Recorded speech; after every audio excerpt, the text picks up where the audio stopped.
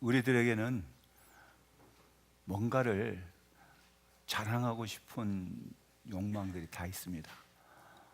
자랑은 그래서 본능이라고도 합니다.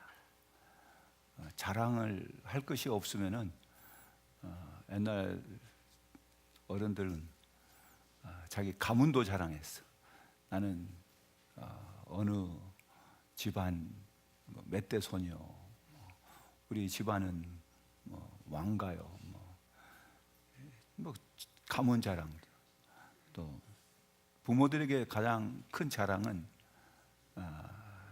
자식들의 성공일 겁니다. 자식들이 잘 되면은 부모는 그걸 어디 가서 막 자랑하고 싶어요. 그래서 요즘에는 이 손자 자랑 돈 주고 해야 된다며 자랑하고 싶어. 돈 주고라도 하고 싶은 게 부모들의 심정일 거예요.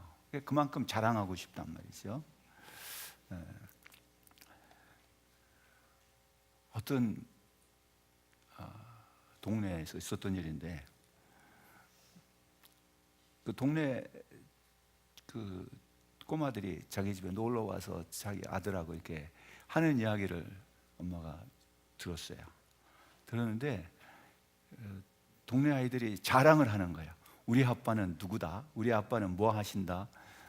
그러다 보니까 어떤 애는 자기 아빠가 뭘 한다기보다는 우리 아빠는 시장하고 친해 그랬어요.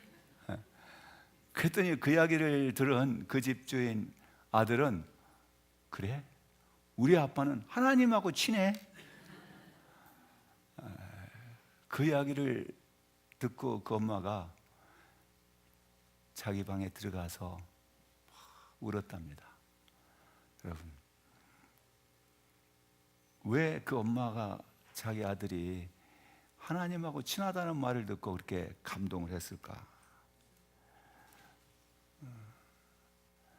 자기 엄마는 그 당시에 유명한 오페라 가수예요. 우리 엄마는 오페라 가수야. 그걸 자랑하지 않고 우리 아빠는 하나님하고 친해. 여러분, 과연 우리의 자녀들이 자기 부모를 그렇게 자랑스럽게 여기면서 그런 말 할까?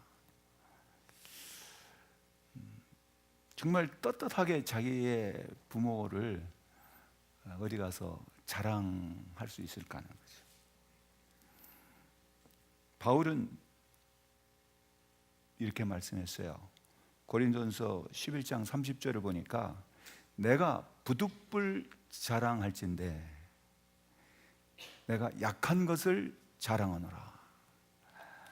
그러고 나서 고린도전서 또 12장 5절에서는 내가 약한 것들 외에는 자랑하지 아니하노라 그랬어요. 우리가 자랑하는 것은 내가 강하다, 우리 아빠가 힘이 있다, 우리 아빠가 어떤 사람이다 자랑하고 싶을 거예요. 그런데 바울은 예수 믿기 이전에는, 예수를 만나기 전에는 자기의 가문을 자랑했어요. 자기의 출신을 자랑했어요. 자기가 어떻게 살아왔는가, 인생사에 있어서 자기가 의롭게 살아왔던 거 자랑했어요. 그리고 그는 자기의 그 종교적인 열심을 또 자랑하고, 그렇기 때문에 자기는 낳은 지 8일 만에 할례를 받고 이스라엘 족속이요, 또 베냐민 지파 히브리인 중에 히브리인이요, 열심으로는 교회를 핍박하고 율법의 의로는 흠이 없는 자, 그렇게 자랑했어요. 그랬던 이 모든 것을 바울이 자기의 약한 것들 위에는 자랑할 것이 없다. 내가 부득불 자랑하라고 한다면은 나의 약한 것 외에는 내가 자랑하지 아니하겠다. 그리고 그는 갈라디아서 6장 14절에서는 내게는 우리 주 예수 그리스도 십자가 외에는 결코 자랑할 것이 없다고 얘기를 했어요. 내가 무엇을 자랑하는가? 여러분, 어느 날 내 모습을 보니까 내가 자랑하고 싶은 것들이 참 많이 있더라고요. 내가 공부하면서 받았던 학위, 상장 뭐 이런 것들이 참 많이 있었어요. 그걸 벽에다 걸어놓고 보면서 나 혼자서 나는 저런 사람이야 하고 흐뭇해야 쓰는데, 어느 날 내가 자랑할 것은 그게 아니구나, 내가 자랑할 것은 그리스도 십자가 외에는 내가 결코 자랑하고 싶지 않다 마음이 들었어요. 그래서 그걸 전부 다 걷어가지고서 그냥 어디 창고 안에다 넣어버렸어요. 내가 자랑하고 싶은 게 뭘까? 우리 부모들은 자기 자녀를 자랑하고 싶어요. 또 부모들이 참 듣기에 좋은 이야기가 뭐냐면, 우리 예를 들어 목사님 아들 참 잘생겼대요. 그런 얘기 들으면은 기분이 좋죠. 근데 그거보다 더 좋은 이야기는 목사님 아들이 참 믿음이 좋대요. 그런 이야기를 듣고 싶은 거죠. 우리가 부모들이 듣고 싶어하는 얘기가 뭘까? 오늘 저는 말씀의 주제를 이 자랑에 대해서 얘기를 하려고 그래요. 그래서 히스기야의 그 일생을 통해서 지금 계속해서 말씀을 전해오고 있는데, 그 열왕기하 18장에부터 시작해서 이 히스기야 왕에 대해서 좀 계속 설교를 하고 있습니다. 히스기야가 어떤 사람이었느냐 한번 우리가 거슬러 가면은, 히스기야는 그야말로 하나님께서 그에게 많은 은혜를 베풀어 주셨어요. 그의 생애에 있어서 하나님께서 그에게 은혜를 얼마나 많이 부어 주셨는지, 히스기야와 같은 왕이 과연 또 있을까 할 정도로 많은 복을 받았습니다. 그가 통치하는 그 기간 동안에 크게 두 번의 어려움을 겪었어요. 한 번은 국가적인 존폐 어려움을 당한 게, 북왕국을 멸망시킨 아수르 제국의 사네립 왕이 자기가 가장 아끼고 정말 신뢰할 만한 장군들 셋을 데리고 예루살렘을 쳐들어왔어요. 그것을 포위했습니다. 그때 히스기야는 개인적인 위기가 아니라 국가적인 위기고 민족적인 위기예요. 그야말로 그 예루살렘 성을 완전 포위해 버렸어요. 아수르 당시 그 제국은 세계 최대 제국이에요. 남쪽으로는 애굽이 있고, 또 동쪽으로는 이제 신흥 제국으로 발돋움하고 있는 그런 바벨론 제국이 지금 점점 세를 키우고 있는, 그때 이 아수르 제국이 들어와서 주전 721년에 북왕국을 멸망을 시켜버렸어요.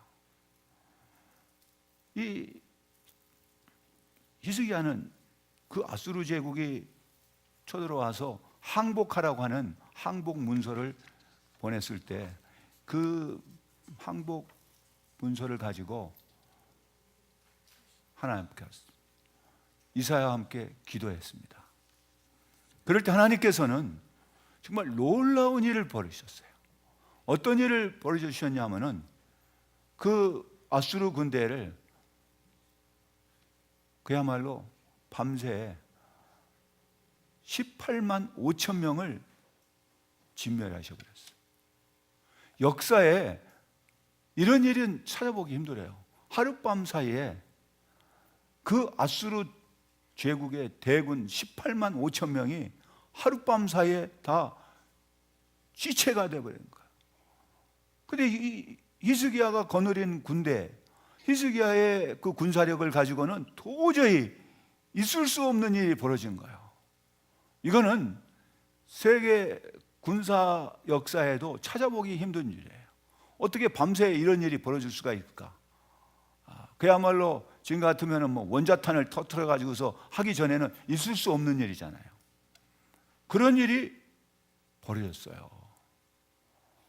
그게 뭡니까? 그렇게 된 게, 히스기야가 그 위기를 당했을 때 하나님 앞에 기도했어요. 하나님께서는 히스기야의 기도를 들으시고 히스기야를 구원하실 뿐 아니라 그 나라를 구원해 주셨어요. 이걸 통해서 우리는 뭐를 배울 수가 있냐면은, 우리가 국가적인 위기가 있을 때 뭐 해야 된다는 얘기냐면은 기도해야 한다는 거예요. 두 번째 그가 당했던 위기는 이번엔 개인적인 위기예요. 죽을 병에 걸렸어요. 하나님의 사람 이사야가 와서 그 히스기야 왕에게 당신은 죽게 될 거다, 살지 못하고 죽을 것이다 그랬어요. 그걸 선언해요. 그거는 하나님의 뜻이었어요. 그럴 때 이 히스기야가 그런 위기 앞에서, 이제 개인적인 위기 앞에서 뭘 했냐면은 벽을 향하여 기도했어요. 그럴 때 하나님께서 그 기도를 응답하셔서 3일 만에 내가 성전에 올라갈 것이다. 그래서 하나님께 예배하게 된다는 거죠. 그리고 그에게 그의 생명을 15년을 연장해 주셨습니다. 이 이후에 히스기야의 생애가 전반전과 후반전으로 우리가 나눠볼 수가 있어요. 그 전에는 전반전이에요. 전반전의 그 히스기야의 생애는 그야말로 하나님께서 얼마나 많은 걸 주셨는지, 이 역사에, 이스라엘 역사에 히스기야와 같은 왕이 또 있을까? 솔로몬과 다윗이 이루지 못했던 위대한 업적이 뭐냐면 아수르 군대를 상대해 가지고서 승리했다고 하는 거예요. 근데 그 승리의 무기가 뭐였어요? 기도였어요. 다른 걸로 이긴 게 아니에요. 기도로 이겼어요. 솔로몬도 하지 못했고 다윗도 행하지 못했던 일을 그 어느 나라의 왕도, 역사에 이런 기록이 또 있을까 할 정도로 전무후무한 일이 히스기야로 인해서 이루어진 거예요. 이게 전반전에 있어서 하이라이트라고 할 수 있어요. 그 다음에 또 하나님께서 그에게 복을 주셨는데 어떻게 됐냐 하면은, 그 사내립의 손에서 보호하실 뿐 아니라 그런 일이 있은 후에 소문이 막 퍼져나가기 시작해요. 그 소문이 각 곳에 퍼져나갔어요. 그래서 역대하 32장 23절을 보니까 여러 사람이 예물을 가지고 예루살렘에 와서 여호와께 드리고 또 보물을 유다 왕 히스기야에게 드린지라. 이후부터 히스기야가 모든 나라의 눈에 존귀하게 되었더라. 여러 나라의 왕들이 뭘 가지고 오냐면은 예물을 가져오고 히스기야한테 잘 보이려고 가져오게 됩니다. 왜? 이 아수르 군대가 하룻밤 사이에 막 18만 5천 명이 죽었을 뿐 아니라 그 왕이 자기 나라로 돌아가 가지고서 그 신전에 가서 자기가 믿는 그 신에게 제사할 때 부하가 와서 살해해 버렸어요. 죽어 버렸잖아요. 그런 소문이 확 퍼지는 거예요. 그러니까 모이면은 화제거리가 뭐냐? 히스기야예요. 단연 히스기야의 승리가 국가적, 세계적인 그 당시로는 화제거리가 되는 거예요. 히스기야가 도대체 어떤 사람이길래 이 사내립의 군대가 하룻밤 사이에 이렇게 죽을 수가 있고, 그렇게 또 퇴각을 해가지고서 히스기야가 자기 나라가 가서 살해를 당하냐. 그래서 이 히스기야가 그게 막 많이 들어온 거예요. 히스기야가 부와 영광이 막 지극하다 그랬어요. 그래서 은금, 보석, 향품, 방패, 온갖 보배로운 그릇들을 막 들어오니까 그걸 놔둘 자리가 없으니까 뭐 창고를 지어요. 또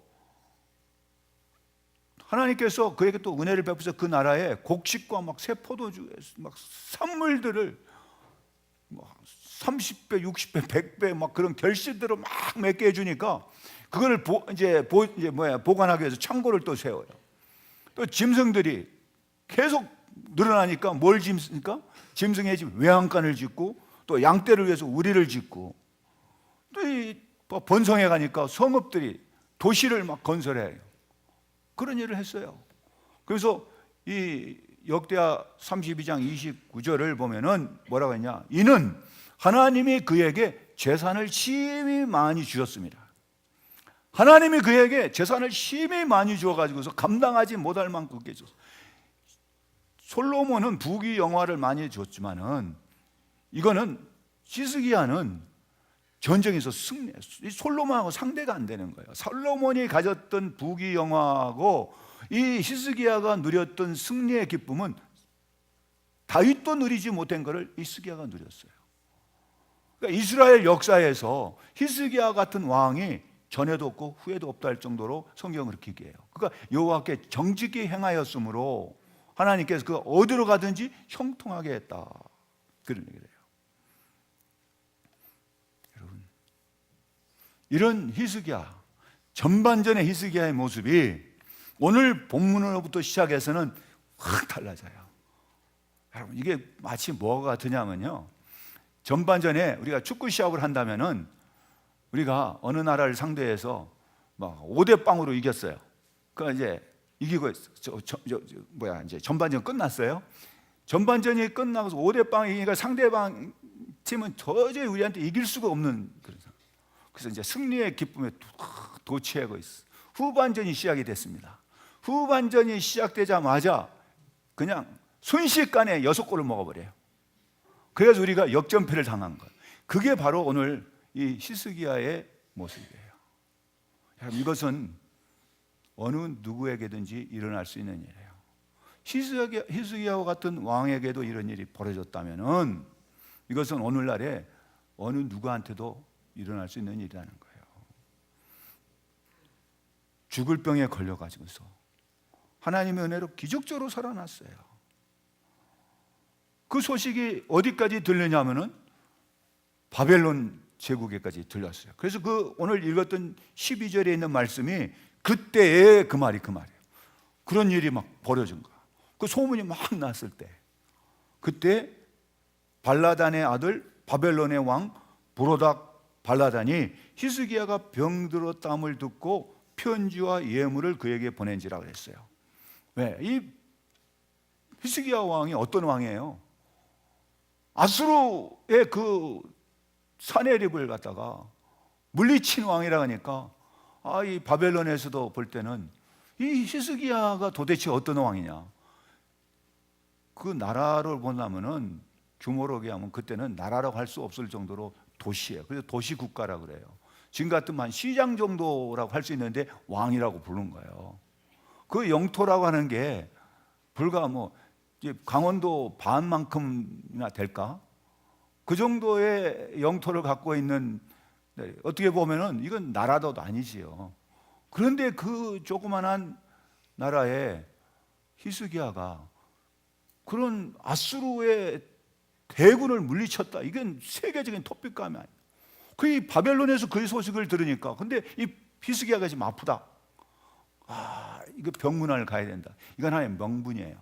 명목상 그걸 가지고 와서 뭐하냐, 이 히스기야가 어떤 사람인가, 히스기야가 어떻길래 그런 그 승리를 할 수 있었을까 하고 찾아온 겁니다.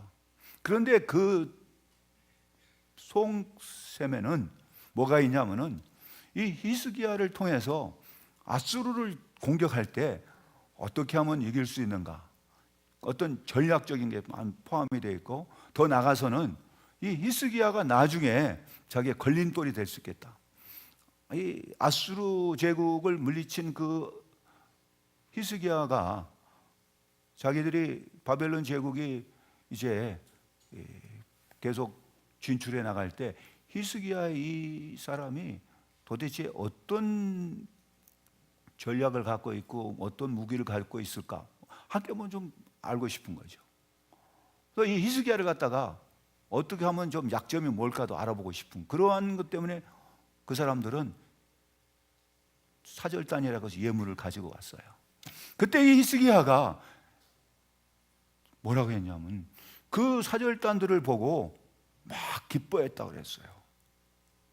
기뻐해가지고서 그들이 요청하지도 않은 걸 막 마음이 흥분이 되다 보니까 이리 와보시오. 그래가지고서 뭘 보여주냐면 자기가 가지고 있는 금은 보화의 창고를 막 문을 열어서 보여줘요.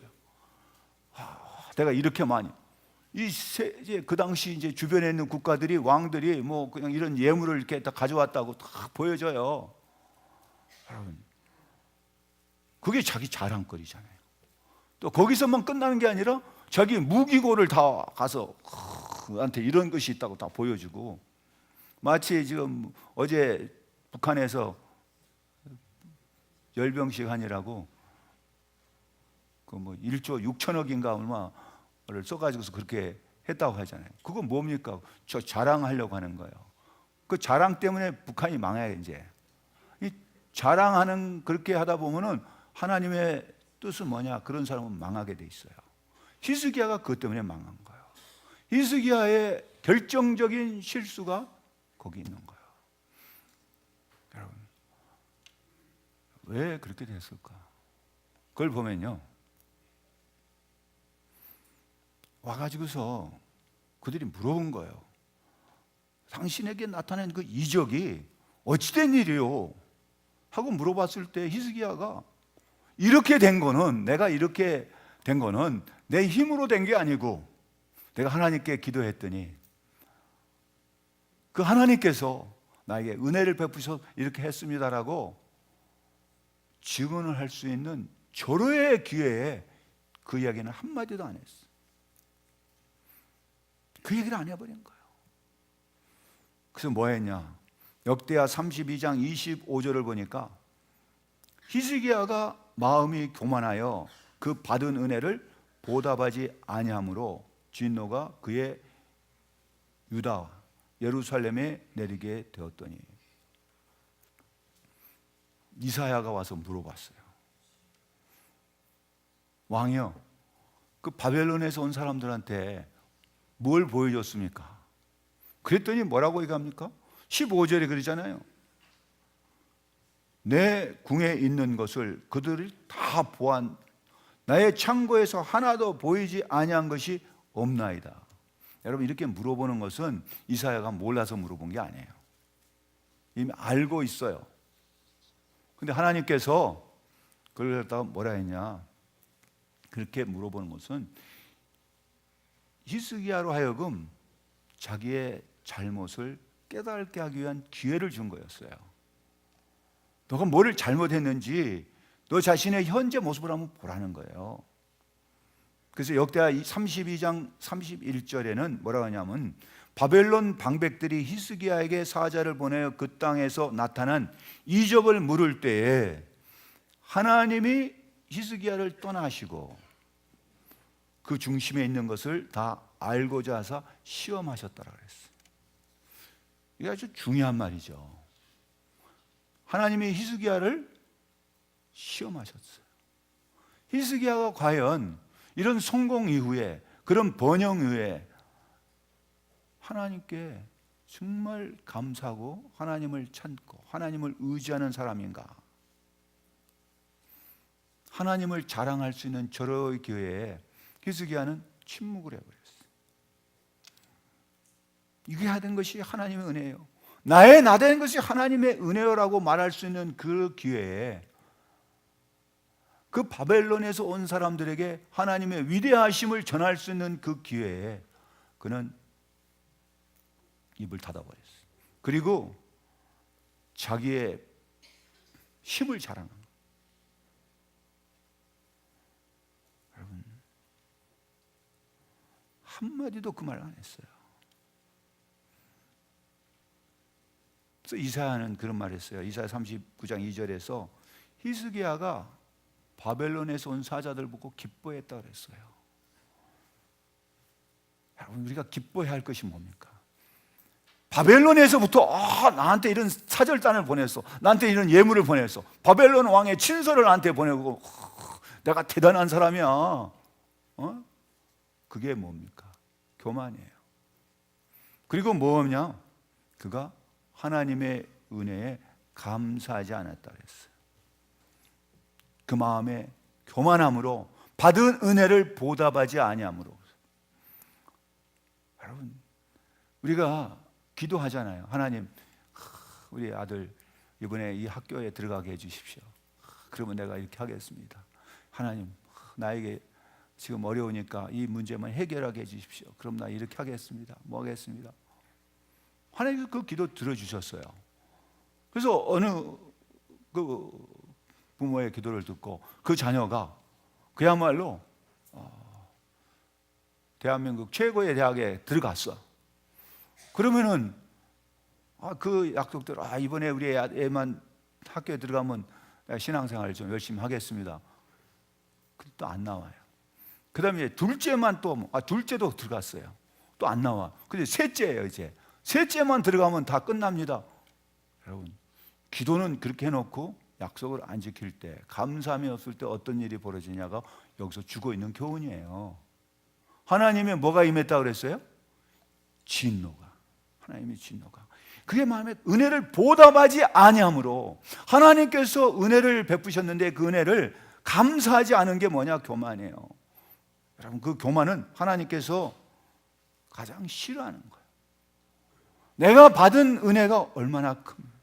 여러분, 하나님께서 나에게 주신 은혜가 얼마나 큰지 감사해야 되는데 감사한 마음이 없어졌어. 교만은 패망의 선봉이요, 거만한 마음은 넘어짐의 앞잡이라고 잠언 16장 18절에서 얘기를 하고 있어요. 그래서 고린도전서 10장 12절에서는 바울은 그런 얘기를 했잖아요. 그런즉 선줄로 생각하는 자는 넘어질까 조심하라고요. 우리가 그런 얘기 참 많이 들어요. 이 사람이 이전에는 안 그랬는데 이 전과 후, 예를 들어서 이 사람이 뭔가 성공하기 전과 성공하기 후의 모습이 완전히 다르고, 교회에서도 예를 들어서 어떤 직분을 맡기 전과 직분을 맡은 후의 모습이 완전히 다르다.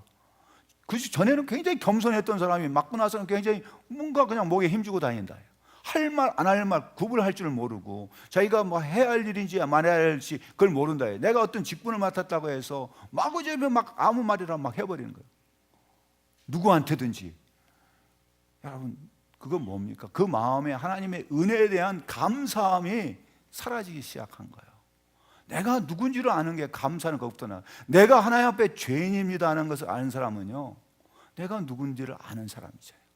바울은 그렇기 때문에 내가 부득불 자랑할 때 나의 약한 것을 자랑한다. 십자가 외에는 자랑하지 않는다 이거예요. 십자가 앞에서 내 모습이 어떤 모습인가를 우리는 알아야 돼요. 그러면 감사가 나오는데 그렇지 않는 거야. 어디로 돌아가냐? 나는 의인이다. 나는 이만큼 됐다. 나는 바벨론에서부터 사절단이 나를 찾아온 사람이야. 내가 이 사내립을 물리친 사람이야. 내가 하나님께 기도했더니 하나님께서 내 기도를 내가 15년 연장받았어. 이게 보증수표잖아요. 15년 생명 연장받은 게 보증수표예요. 하나님의 은혜를 히스기야에게 주셨는데 그 은혜가 오히려 히스기야에게 뭐가 됐냐면 하나님의 시험에 불합격이 돼요.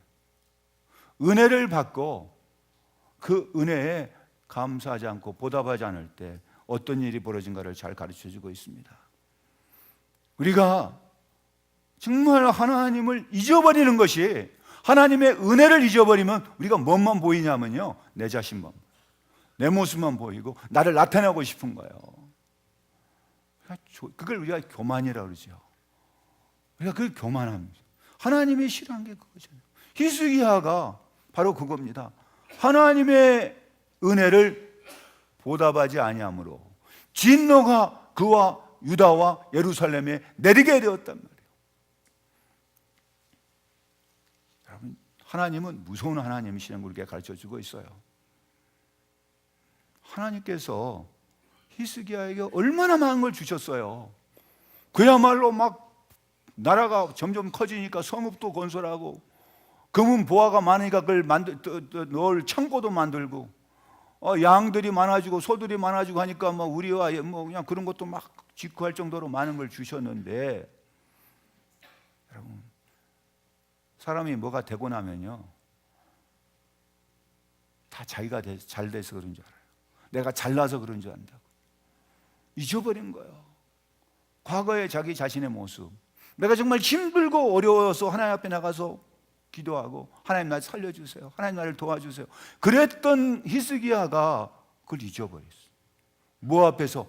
부귀영화 권력 앞에서 그거를 보는 순간에 하나님은 사라지고 뭐만 보이냐면 세상과 나는 간 것이 없고 구속한 주만 보이는 게 아니라 구속한 주는 간 것이 없고 세상만 보여요. 우리가 이걸 잘 기억해야 합니다. 오늘날 내 모습 속에 히스기야의 모습은 없는가? 내가 받은 은혜를 나는 어떻게 보답할까? 하나님께서 나에게 절호의 기회를 주셨어요. 정말 내가 오늘 하나님께서 나에게 받은 은혜를 가지고 나가서 누구에게 전해야 된다면은, 하나님, 나는 누군가에 대해서 말을 할 줄 모르지만은 내가 할 수 있는 최선을 다해서 나는 하겠습니다. 그 순종이 필요한 거죠. 그게 겸손이에요. 근데 히스기야는 그 일로 인해서 어떤 일이 벌어졌는가? 한번 읽어보겠어요. 20장 17절부터 18절 읽어봅시다.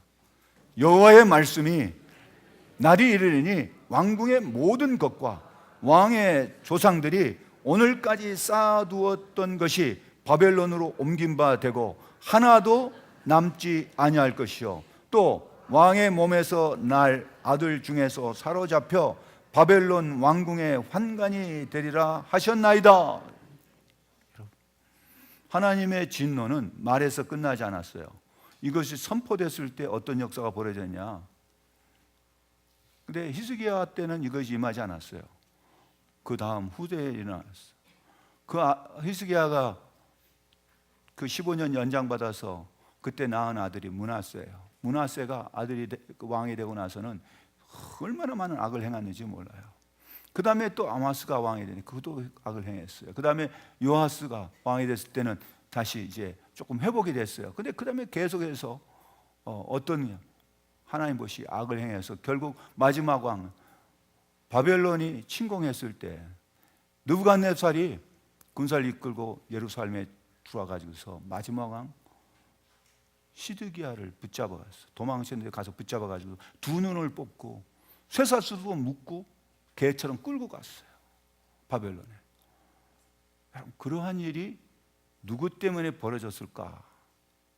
이건 뭐 때문에 그렇게 됐을까? 그 이유를 오늘 성경이 우리에게 가르쳐주고 있는 거예요.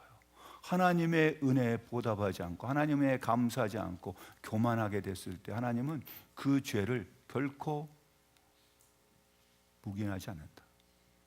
내가 받은 은혜에 나는 어떻게 보답할까?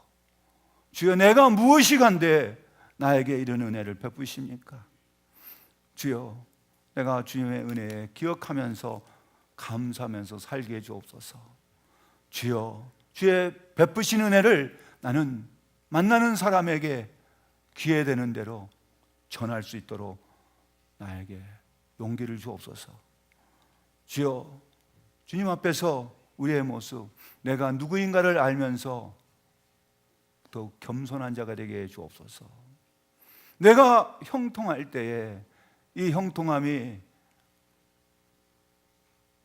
주님으로부터 온 주의 은혜인 것을 잊지 않게 해 주옵소서. 우리의 기도가 있기를 바랍니다.